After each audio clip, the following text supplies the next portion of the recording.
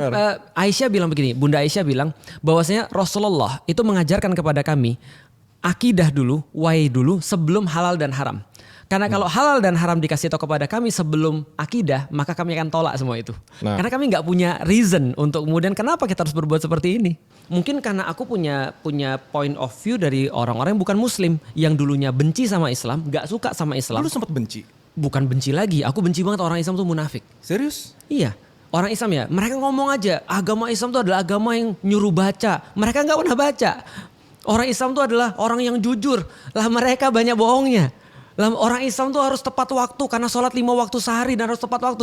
Mereka kalau diajak janjian telat mulu gitu kan ya. Ini kondisi-kondisi yang aku benci bukan karena itu juga sih. Aku benci karena perlakuan mereka terhadap orang Chinese. Nah oke, itu gue setuju. Dulu gue punya pengalaman kayak gitu juga. Lu diapain? Dipalakin lu? Enggak dipalakin juga sih. Pokoknya kayak sangat didiskriminasi.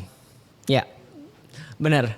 Jadi ketika ngelihat mata kita misalnya mereka lalu kemudian diskriminasi. Lalu kemudian ketika ngelihat kita jadi kayak ATM. Paham gak sih lu? Ngerti. Jadi kita kayak dianggap kita punya duit. Lalu kemudian kita harus kayak diambil duitnya. Lu kebayang ya? Lu bayangin bukan kebayang. Lu bayangin aku pas masuk Islam.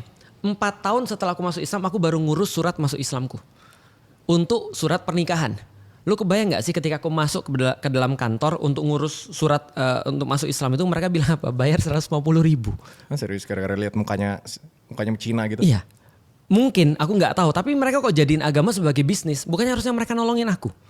Ketika aku belajar agama bukannya harusnya mu'alaf itu dapat justru bantuan kan gitu kan ya. Bukannya harusnya mereka senang ada orang lain dari luar agama Islam terus masuk Islam. Terus mereka judging.